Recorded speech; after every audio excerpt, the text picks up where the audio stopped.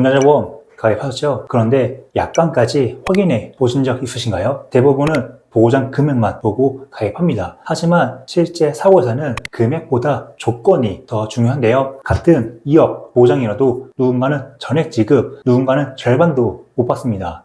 오늘 영상은 그 차이를 만드는 핵심 포인트를 제대로 알려드리겠습니다. 이거 하나만 알아도 운전자보험 보는 기준이 완전히 달라질 거예요.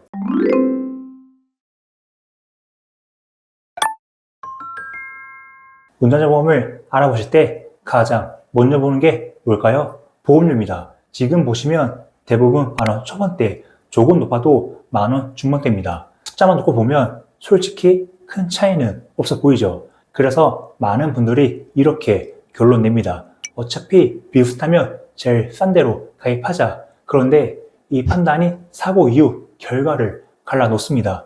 운전자보험은 가격이 아니라 보장성 상품이에요. 보험료는 비슷해도 보장 범위, 지급 기준, 회사마다 보장 조건이 다 다릅니다. 이게 평소에는 잘 안 보여요. 사고가 나야 드러납니다. 그리고 그때는 선택을 바꿀 수 없어요. 그래서 지금부터는 얼마냐가 아니라 어디까지 보장되는지 기준으로 보겠습니다. 지금부터가 진짜 비교예요. 첫 번째는 볼 건 교통사고 치료지원금, 흔히 그자차라고 부르는 담보입니다. 이게 사실 운전자보험에서 제일 핵심이에요. 먼저 한도부터 보겠습니다. A사는 2억 5천으로 가장 높고요. 그 회사들은 대부분 2억으로 맞춰져 있습니다. 겉으로 보면 큰 차이 없네 싶죠. 그런데 세부로 들어가면 달라집니다. 6주미만 사고는 전 회사가 1천만 원으로 동의한대요. 4주 미만 구간부터는 회사마다 한도가 달라요.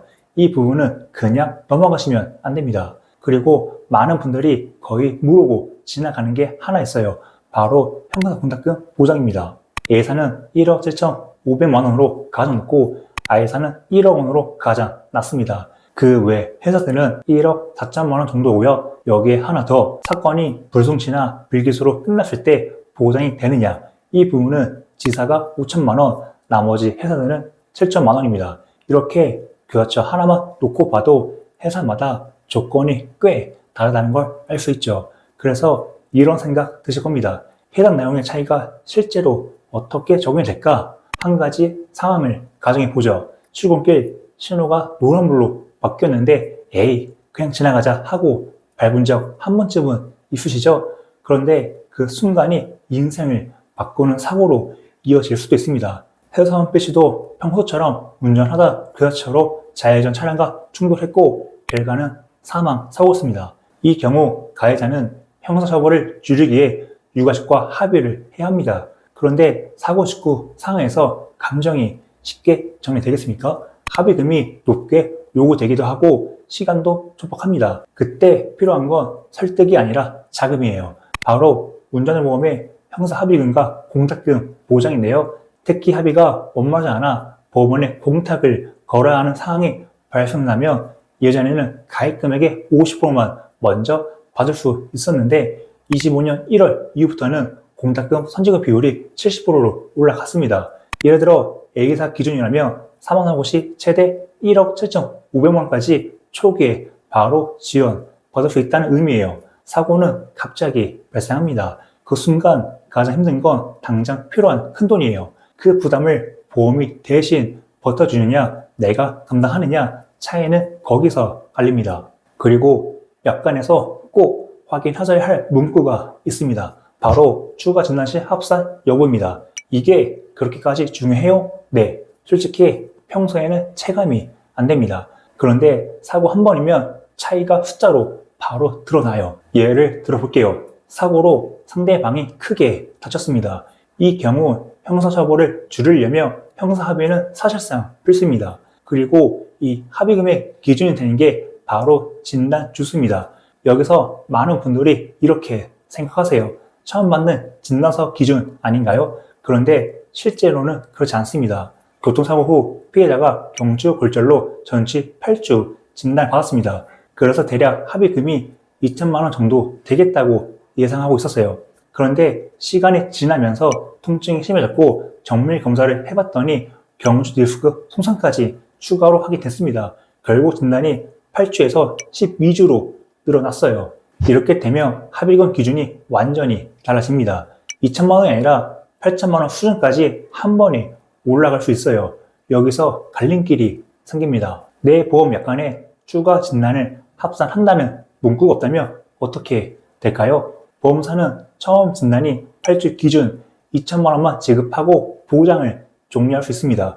그럼 나머지 6천만 원은요, 전부 운전자 본인이 부담해야 합니다. 사고는 똑같습니다. 사항도 같습니다.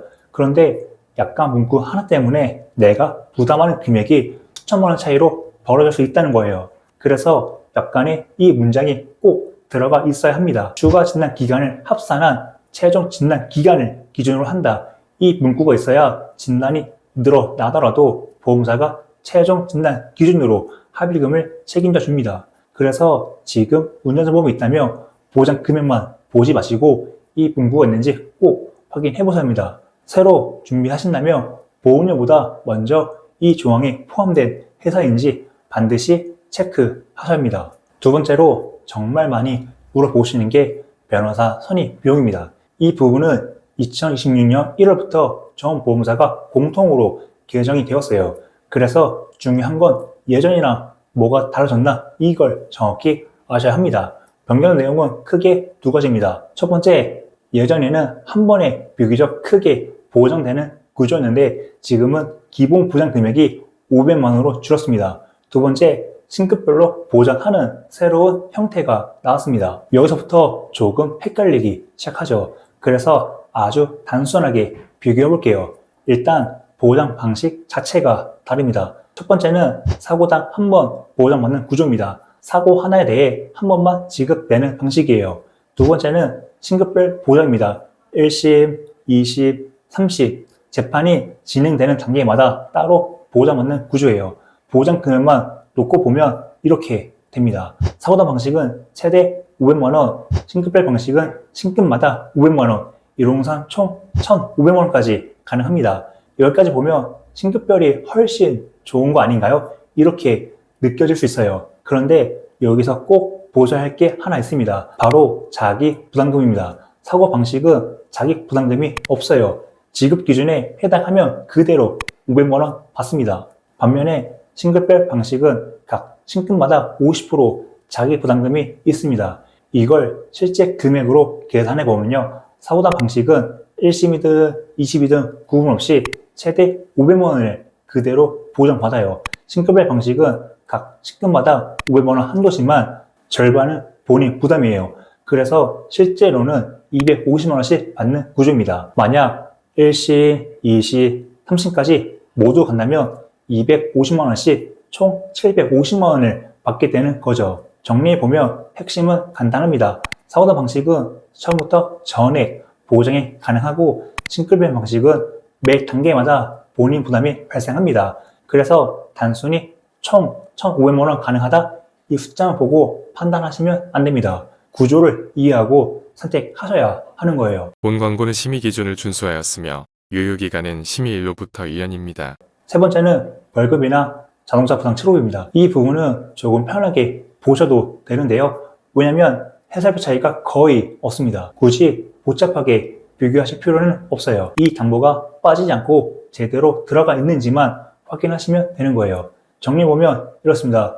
벌금이나 자부상은 해살표 차이가 거의 없습니다. 하지만 앞에서 말씀드린 교통사고 처리 지원금이나 변호사 선임 비용처럼 사고가 커졌을 때 체감 차이가 크게 나는 보장들은 반드시 회사별 조건을 따져보셔야 합니다. 결국 중요한 건 비슷해 보이는 부분이 아니라 차이가 벌어지는 지점이에요. 그럼 이제 남는 질문은 하나죠. 이 조건들을 다 고려했을 때 어디 구성이 현실적으로 괜찮은가? 이제 그 부분을 보겠습니다. 이제 마지막 세부 조건입니다. 사실 여기서부터가 꽤 중요합니다. 많은 분들이 놓치고 있는 부분이 하나 있는데요. 바로 비탑순중 사고 보장 여부입니다. 현재 기준을 보면 I사는 이 보장이 안 되고요. 그 외 회사들은 보장이 되는 구조입니다.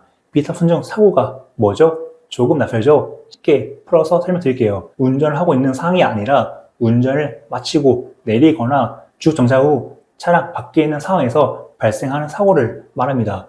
예를 들어 이런 겁니다. 목적지에 도착해서 시동을 끄고 문을 여는 순간 사실 이때가 굉장히 위험합니다. 이걸 흔히 개문사고라고 하죠. 실제 사례를 보면요. 차를 세워두고 문을 여는 순간 뒤에서 오던 오토바이가 피하지 못하고 충돌해서 사망사고가 있었습니다. 운전자는 이미 시동을 껐고 이제 막 내리려던 상황이었어요. 그런데 법적으로는 명백한 교통사고입니다. 형사 책임도 발생합니다. 여기서 정말 중요한 포인트가 나옵니다. 2024년 4월 이전에 가입한 운전보험 중 상당수는 이런 비상손중 사고를 보장하지 않습니다. 왜냐하면 약관에서 운전 중을 운전자를 잡고 있는 상태로만 해석했기 때문이에요. 이 말은 뭐냐면 사고는 분명히 났고 형사 책임도 생겼는데 내가 믿고 있던 운전보험에서는 형사 합의금도 변호사 선임 비용도 벌금도 아예 지급이 안 될 수 있다는 겁니다. 이건 굉장히 큰 차이예요. 다행히 최근 개정된 상품들은 주 정장 후 과정에서 발생한 사고까지 보장 범위를 넓혀두었습니다. 그래서 지금 중요한 건 운전보험이 있다가 아닙니다. 내 보험이 어디까지 책임져 주냐가 핵심이에요. 비상손중 사고까지 보장하는 최신 구조인지 아니면 정작 필요한 순간에 보장에서 빠지는 구형 구조인지 이 부분은 반드시 한번 확인해 보셔야 합니다. 지금까지 회사별 조건을 하나씩 비교해 봤습니다.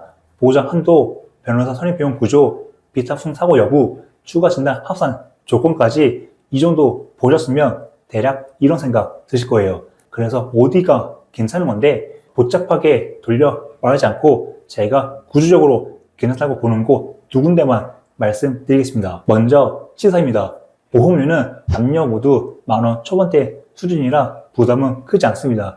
그런데 이 회사의 강점은 가격이 아니라 구조입니다. 특히 교통사고 처리 경험에서 추가 진단을 합산해 최종 진단 기준으로 보장이 되는 부분, 이건 실제 사고가 커졌을 때 체감 차이가 상당히 큽니다. 처음 진단이 아니라 최종 진단 기준으로 본다는 거, 이게 생각보다 중요한 장치입니다. 두 번째는 A사입니다. 보험료는 시사랑 비슷하게 10,000원 초반대로 형성되어 있습니다. 그런데 이 회사의 포인트는 보장 한도 자체입니다. 교통사고 처리 증금이 2억 5천만 원 업계 최고 수준이에요. 사망사고나 중상해 사고처럼 합의 규모가 크게 형성되는 상황에서는 보장 한도가 농락하던 자체가 협상용이고 안정감입니다. 정리해보면 이렇습니다. C사는 보장 조건이 세밀하게 설계된 구조, A사는 한도가 강력한 구조, 두 플랜 모두 공통점이 있습니다.